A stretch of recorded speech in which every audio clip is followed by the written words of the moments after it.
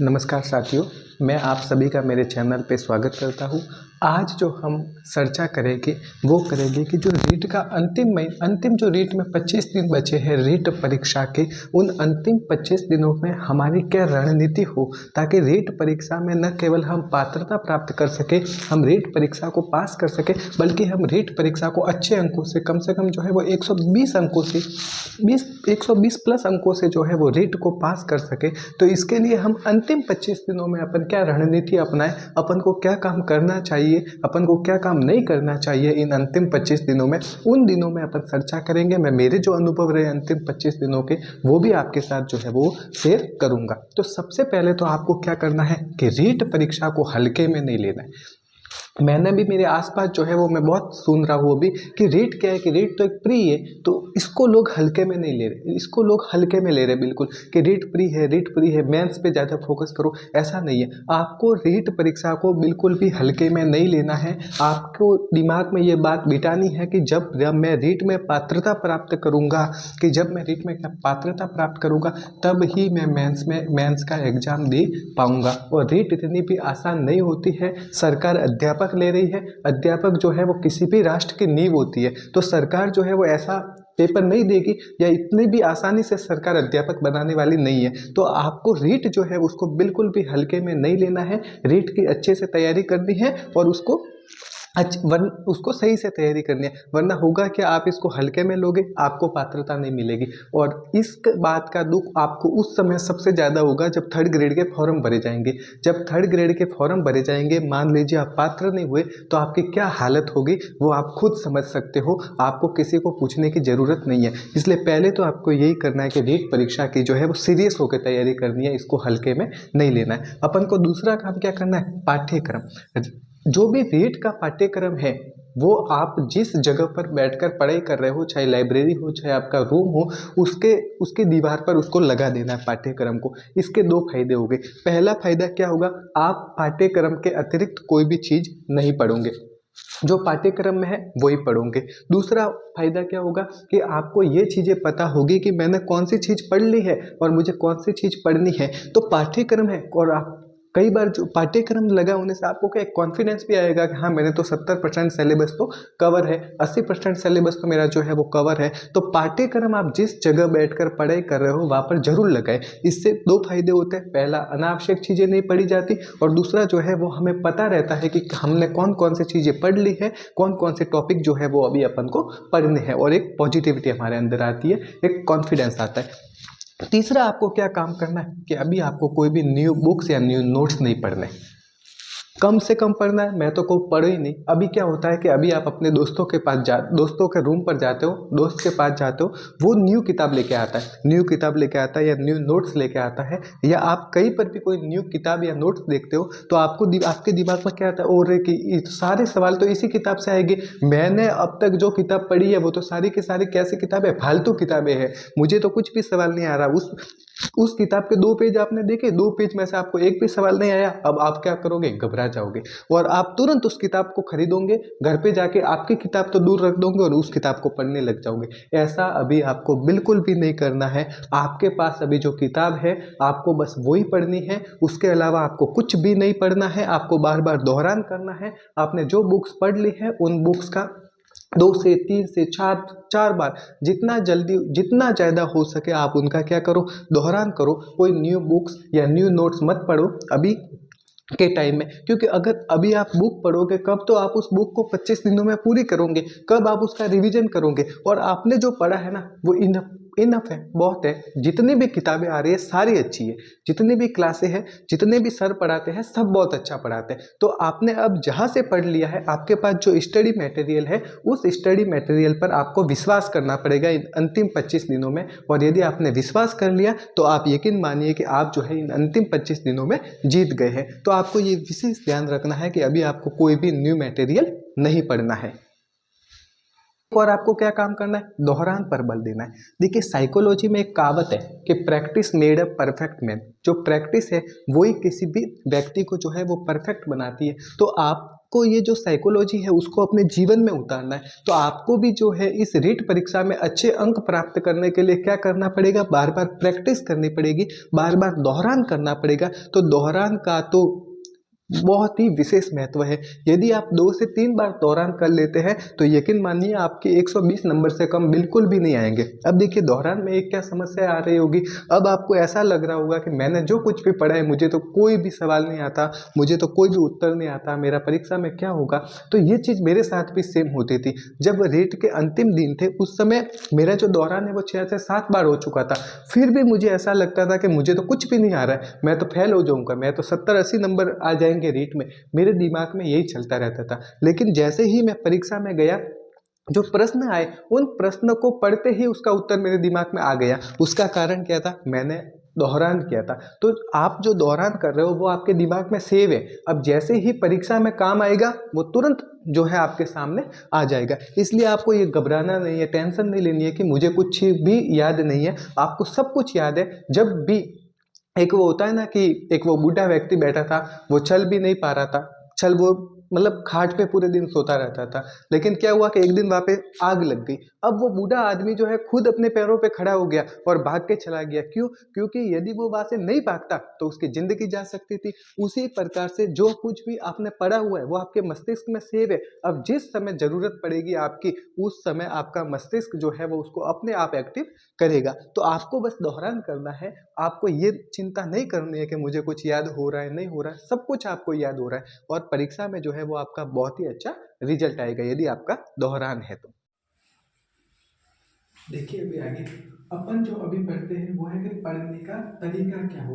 इन अंतिम 25 दिनों में हमारा टाइम टेबल क्या हो, हमारे पढ़ने का तरीका क्या हो, तो उसके बारे में मैं आपको बताता हूँ कि इन अंतिम 25 दिनों में कम से कम जो है वो आपको 8 से लेकर 12 घंटे तक तो प्रतिदिन पढ़ाई करनी ही पड़ेगी।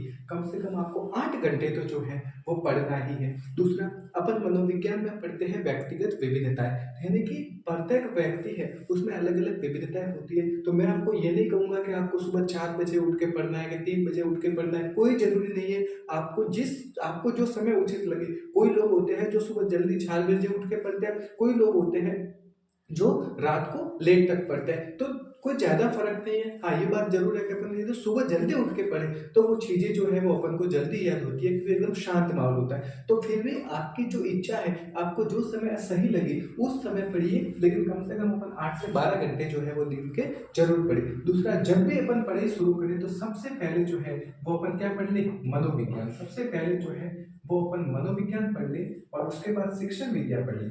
मनोविज्ञान और शिक्षण विद्या जो है वो अपन जब भी पढ़ाई शुरू करें तो सबसे पहले इनसे दिन की शुरुआत करें। जब भी अपन दिन में सबसे पहले पढ़ने बैठे मनोविज्ञान और शिक्षण विद्या पढ़ ले, क्योंकि आमतौर पर ये कहा जाता है कि ये हार्ड सब्जेक्ट है। हालांकि ऐसा कुछ है नहीं, इन दोनों से आसान कोई है भी नहीं अगर एक बार अपने कंसेप्ट क्लियर हो जाए तो फिर भी अपन को इन दोनों को सुबह जल्दी पढ़ लेना है। उसके बाद जो भी अपनी लैंग्वेज है, जो भी अपना सब्जेक्ट है या लेवल 1 वाले हैं तो गणित पर्यावरण है, वो अपन को पढ़नी है। एक आपको क्या करना है कि सोने से आधे घंटे पहले, जब भी आप सोते हो उससे आधे घंटे पहले क्या करना है, आपने पूरे दिन में जो कुछ भी पढ़ा है उसका एक शॉर्ट रिवीजन कर लीजिए।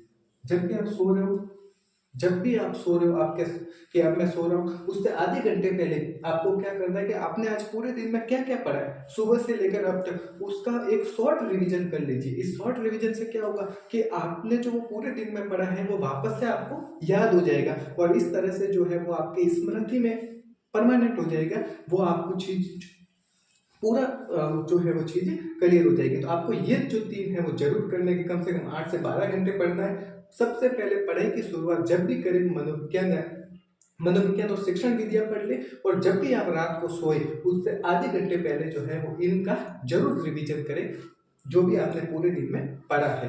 अब जो आगे अपन बात करते हैं कि अब देखो मेरे बहुत सारे ऐसे मित्र हो गए जिन्होंने अभी तक तैयारी ही शुरू नहीं की है। कुछ परिस्थितियां हो सकती है इस वजह से वो अभी तक तैयारी शुरू नहीं कर पाए, तो अब वो ये सोच रहे हैं कि मैं तो बहुत पीछे हो गया हूँ, अब मैं तो रीट में क्वालिफाइड नहीं कर पाऊंगा। तो ऐसी कोई भी बात, ऐसी कोई भी कुछ भी नहीं है कि अभी अभी आप पीछे हो गए हो या अभी आप रीट में क्वालिफाइड नहीं कर पाओगे।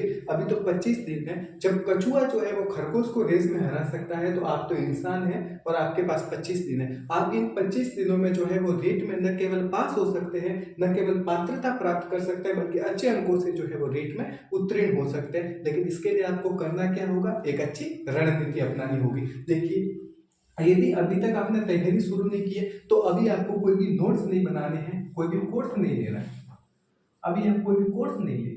बस ये चीज जो है वो आप विशेष ध्यान रखें। जो अभी क्रैश कोर्स चलेंगे, 15 दिन में संपूर्ण कोर्स, 20 दिन में संपूर्ण कोर्स मत लेना, वो आप नहीं, अभी आप नोट्स बनाना। आप क्या करना, सीधा मार्केट जाओ, मार्केट से कोई भी गाइड डालो जो आपको अच्छे लगे, लक्ष्य हो गई, फर्स्ट रैंक हो गई, आरबीडी हो गई, जो भी आपको अच्छी लगे वो एक गाइड उठा के ला लेना। और इस 25 दिनों में कम से कम 1 से 2 बार आप जो है वो उस गाइड को पढ़ लेना। एक ही गाइड को मैं निश्चित रूप से कहता हूँ कि आप जो है वो रीट पात्रता बहुत ही अच्छे अंकों से प्राप्त कर लोगे।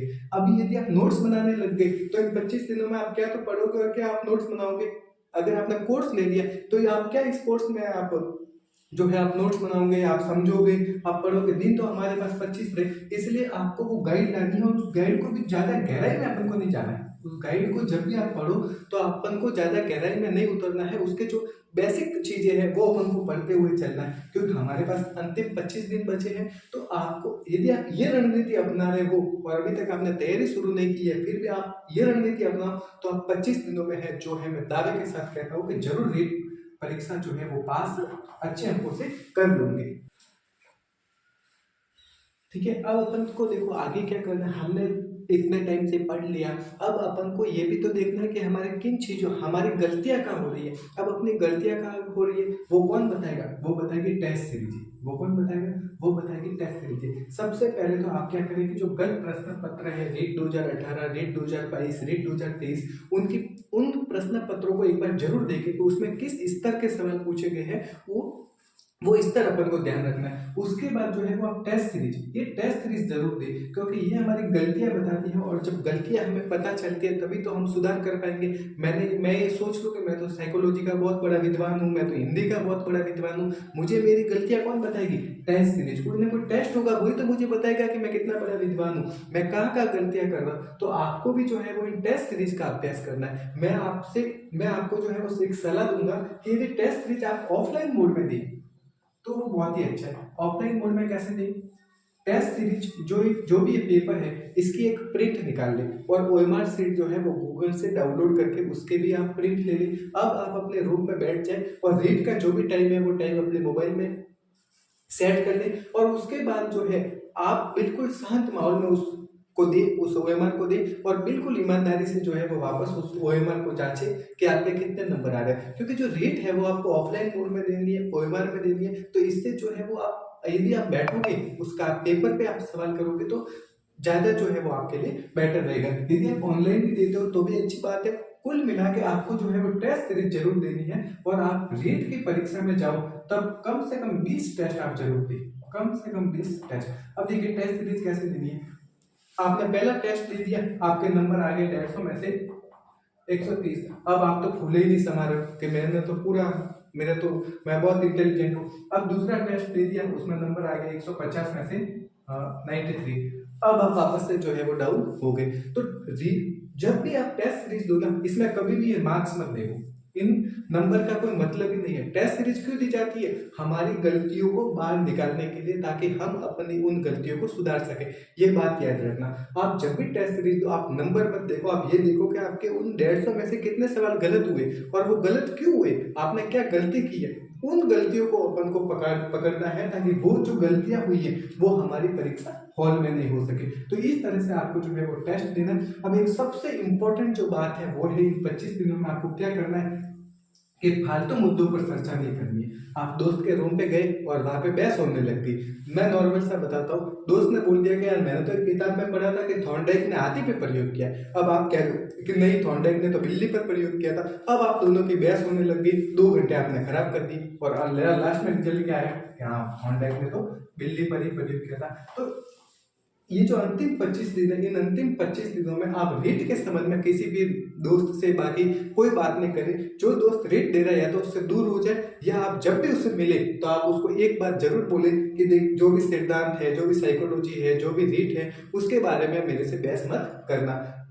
अगर कोई बहस कर भी ले तो उसको बोलना, वो जो बोले उसकी हाँ में हाँ मिला देना। कोई दोस्त बोले कि थॉर्नडाइक ने हाथी पे प्रयोग किया तो बोलना हाँ मैंने भी पढ़ा है, हाथी के बच्चे पे प्रयोग किया था। आपको अभी किसी भी मुद्दे पर जो है वो सच्चाई नहीं करनी है, बहस नहीं करनी है। इससे आपको लगेगा कि जो आपने पढ़ा है वो हो सकता है गलत है, आपने जो पढ़ा हुआ मैटर है आपका बिल्कुल सही है, आप बिल्कुल सही लाइन पे जा रहे हो, फिर भी आपके दिमाग में जो है वो कई बातें आने लगेगी कि मैंने तो गलत मैटर पढ़ लिया, मैं तो फेल हो जाऊंगा, ये हो जाऊंगा। ठीक है, तो इस तरह के आपको चर्चाओं से बचना है। दूसरा, कोई दोस्त के यार रीट में तो 7,000 तो पद है, क्या अपना सिलेक्शन होगा मेंस में, तो उसकी भी बात नहीं सुननी है। बोलना 7,000 पद मेरे लिए खूब है और मैं आपको दावे के साथ कहता हूँ ये पद बढ़ेंगे। अभी जो डीपीसी प्रस्तावित है तृतीय श्रेणी शिक्षकों की, अभी इंग्लिश मीडियम में भी बहुत सारे टीचर चले जाएंगे, तो उसके बाद ये पद बढ़ने ही है। उसके बाद बच्चे भी जो है वो आवाज उठाएंगे, हम भी आवाज उठाएंगे और ये 7,000 पद बढ़ेंगे। एक बार अपन को इन 7,000 पदों के बारे में नहीं सोचना है कि तृतीय श्रेणी जो मुख्य शिक्षक भर्ती परीक्षा होगी उसमें कितने पद है, अपन को नहीं पता है कि उसमें कितने पद है। अपन का पहला प्रयास क्या है, रीट पात्रता को अच्छे अंकों से पास करना, उसके बाद अपन को इसके ऊपर सोचना है। तो आप इन फालतू के मुद्दों पर बहस नहीं करें और अपनी जो पढ़ाई है उसको सुचारू रूप से जैसे चल रही है वैसे चलाएं और टेस्ट सीरीज जरूर दे और अंतिम दिनों में जो है वो पॉजिटिव रहे। धन्यवाद साथियों, मैं उम्मीद करता हूँ कि आपको जो है मेरा ये वीडियो अच्छा लगा होगा। मेरे चैनल से जुड़े रहे ताकि मैं मनोविज्ञान और शिक्षण वीडियो से संबंधित जो कुछ इंपॉर्टेंट टॉपिक है उनको बहुत ही सरल तरीके से आपके सामने पढ़ा पाऊँ। धन्यवाद।